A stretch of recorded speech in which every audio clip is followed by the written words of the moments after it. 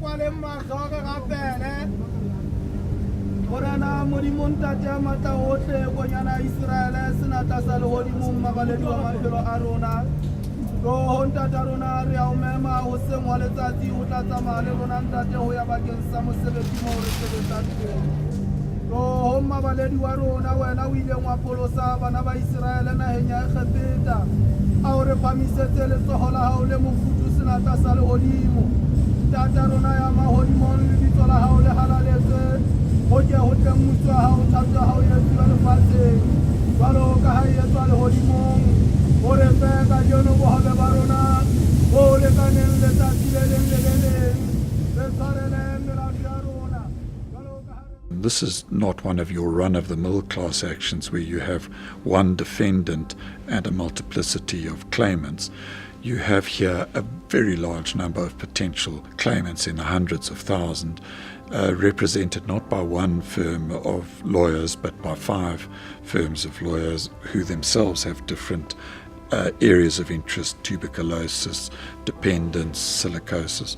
You've got 9 respondent companies, of whom 6 are in the Gold Working Group, 3 are not in it, etc. So it is a massive enterprise and engagement, and it must be one of the biggest multi-stakeholder engagements that has taken place anywhere in the world. I think from the outset we recognized that this was a matter that had to be settled. There was a recognition that if it went to a judgment, it would be a very long, very drawn out, very expensive process. We assessed that it would be in the interests of the industry to collaborate, work together, which is why we grouped them together, and engage and try and find a solution. The story is about the people for me.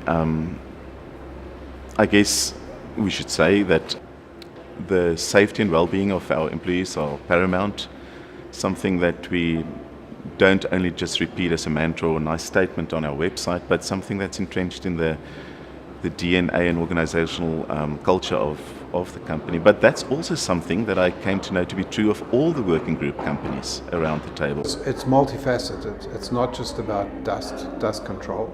You know, we need to look at this as a complete business, if you like, as to how we do it. And that's where we started thinking about getting a working group together. And so the Gold Working Group was reborn probably late 2013. It was basically 6 companies that came together: Anglo American, Anglo Gold Ashanti, Harmony, Sibanye, Goldfields, and African Rainbow Minerals. And they had to find common cause amongst themselves as to what they thought as a group would be the appropriate way to address all of the problems. And they addressed it really under 3 pillars, as it was called, or 3 chapters. There was a focus on the class action, which had been brought against the mining companies. There was a focus on the MBOD CCOD, which had failed to pay out compensation to workers based on the levies which had already been paid to the MBOD CCOD. And then there is a lack of harmonization between the compensation statutes in the country, and they needed to be aligned because they were giving rise to a lot of the problems. So those were the 3 areas that had to be addressed by them.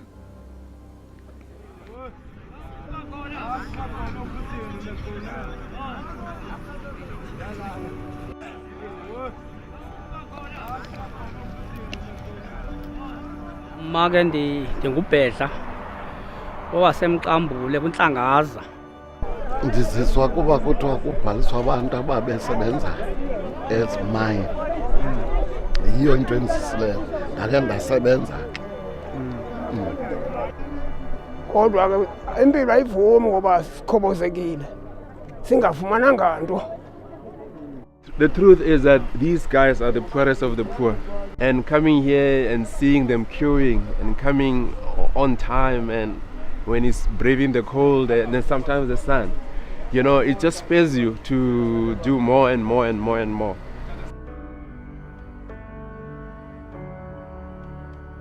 What it is it's dealing with real people, real problems, and seeing the law and our work delivering substantive benefits to people on the ground.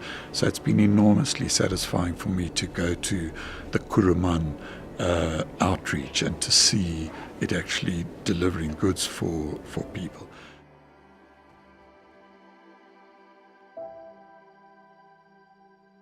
This is the fourth one in 4 pilots that the industry has effectively contributed to extensively over the past couple of years. And it was initially started through the combined efforts of the ex-mine worker project that was done by the Chamber of Mines on its own. Now remember, all of the Gold Working Group members are members of the Chamber of Mines. To find a way to decentralize the service from Joburg, because all of these services had to be provided at Joburg. My first outreach, MBOD outreach, was to Swaziland. And there we saw hundreds of men, ex-mine workers, coming out, traveling far, long distances, in taxis and on horseback, on foot, to come and register with the MBOD CCOD to receive benefit medical examinations and to just check on their compensation status. And it was really these men, the courage and determination of these men and their families, members of their community that came to support them, that encouraged us, inspired us, gave us energy to come back to Joburg and to actively find solutions, creative solutions, to address this legacy issue. There is a perception that mining companies, once you leave the company, you get sent home and you're no longer looked after or cared for by your ex-employer. And I'm happy to say that perception has been somewhat addressed by the working group, because we are very interested in connecting with ex-mine workers and their families to make sure that they get the compensation that's due to them, and also to listen to their stories, to find out how they've been, where they're going. And what has been very heartening for me to see is that up until now, or up until recently, if a worker had a compensation problem in the depths of Mozambique or the Transkei, that person would have to come to Johannesburg and go to one place to get his employment records, another place to be examined, another place to be treated, which is just undoable for very poor, under-resourced people. And what has happened in this process is that there has been a start to establish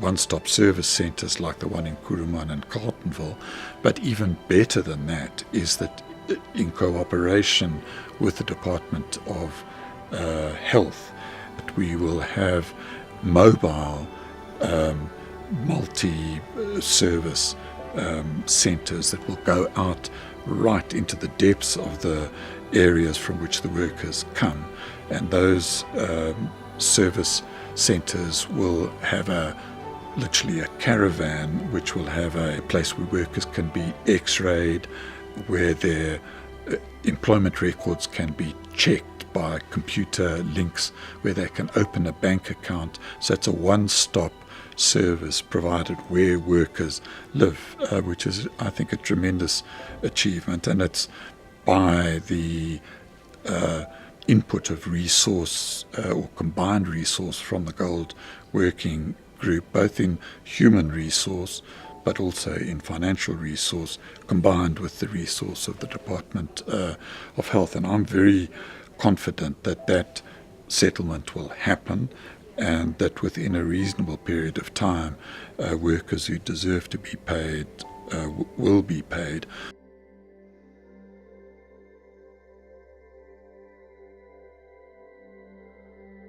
My biggest kick personally is the fact that I can play a part in making sure that what has been contributed by business actually gets to its intended beneficiaries. And then secondly, if we settle the litigation, it will go to the same beneficiaries that actually gave their livelihood for building the country that's built on mining. We've done some restructuring and we've determined that there are about 100,000 people that are due compensation. Our challenge is that because of the processes in the past and the lag in technology, we were reliant on a postal system. But therefore we could not recall people in order to pay them the compensation. And that's the reason why we have 100,000 people that are due compensation. Our challenge now is to find those 100,000 people and pay them what they are due. The difficulty is because of the migrant labor system, people move around all the time. So where they were when they lodged the compensation claim is not where they are today. So we literally have to do a countrywide outreach in order to look for those 100,000 people and bring them back. In most cases, you find that when people are coming here, they don't come with the necessary documents that we are looking for. And it becomes a serious challenge because some of these people are living far. Now to send that person back to get those required documents, it's a challenge because the first thing is some of them, they don't have enough money to go back and come again. Also to take note is that these outreach are not only dealing with ex-mine workers, they are dealing with beneficiaries as well of ex-mine workers, their spouses, for example, their children who qualify to actually receive those funds. Those families as well are assisted as the same way as the mine workers into making sure that we unlock any funds that are actually or is due to them. Getting cooperation, I think, from different companies on this issue was actually a major step forward because the companies were all protecting their own turf and their own mines. But of course there is a measure, and the measure is how many of the ex-miners are collecting their compensation, how many are being paid. And from that, of course, there's a nice build-up of a database where there's other money owed to individuals in South Africa, whether it be pension funds or compensation or whatever the case may be. And because you now have a good database, basically, which is, I guess, contributed by not only the mining companies but the departments, that money can also flow. And I mean, you're talking lots of money. I mean, billions of rands will be going into the community basically from these payments. Sekubeni bazikhona ezinye izinto engekazibhalise njengo-blue card kodwa nazo kuthiwa ziyabhaliswa apha. Ukuthi leni into ingathi yenye yezinto eright kuzinto bekudala sizenza zobhalisa singabi nayo i-guideline kodwa lena ngoku ingathi noko isemqondweni. I feel proud to be part of that process, taking services to the people. I think that's more what drives me, service delivery at point of where people live, and I think that's what's spurring me on.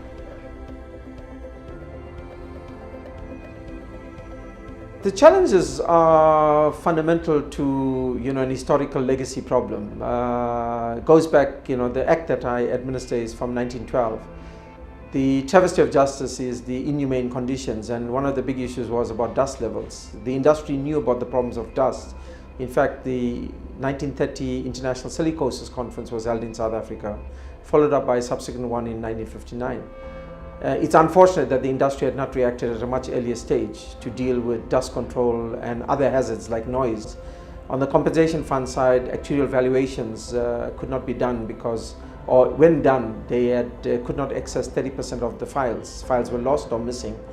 So we had a manual system of 32 rooms of files. One room was totally dysfunctional, with files thrown around. Each file represents a claim. The situation regarding compensation for occupational injuries and diseases in mines and in industry in South Africa is a mess. It's the legislation is decades old. I mean, in the case of the COID Act, it's 50 years old, more. DIMWA is 100 years old and virtually unchanged. So since 1990, 1994, there's been no substantial change in the way that the compensation systems are, how they're structured, how they work. If anything, the systems haven't kept up with the demands. They're in crisis. There have been long periods when they haven't been working, and at the best of times they haven't been working optimally.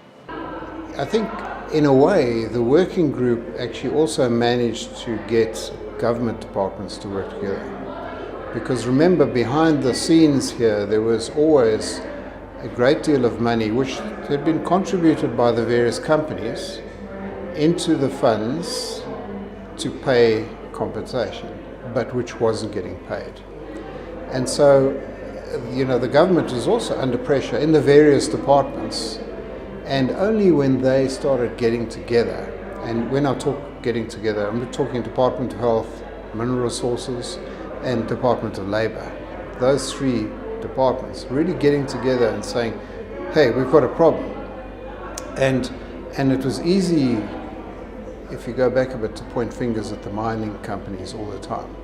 But, nobody was, I guess, not innocent, but, nobody was set aside. We were all brought together and a case was made to, let's talk, let's resolve the issue. The mining industry has put in collectively about 150 million rands over the last 2 years to help with the systems retooling at the Medical Bureau for Occupational Diseases and the Compensation Fund. So if we can actually just get the funds to the people, do the medical assessments, and that part of the issue is what working together has done with the industry. So it was really a dysfunctional organization. We had not produced annual audited financial statements to Parliament since 2010. And we've now just submitted the 10-11 and 11-12 financial years to Parliament. At the inception of the working group, we had no idea whether this was going to work and if the mining companies would actually be working well together. But what has been evident is that we are capable as a mining industry to work together to reach the solution to the occupational lung disease. And I think that has been incredibly positive. We have different company styles, we have different company philosophies, we have different ways of doing business, yet we've come together in this group and we have, in my mind, successfully addressed an industry issue. You know what they say about a problem shared is a problem halved, and essentially I think our work is just testimony to that, because all the representatives possess very unique and different skills, and put that together we've managed to really address some of the legacy issues, and we are working towards a settlement, and I don't think that would have been achieved had it not been for the type of skill that we possess within the working group.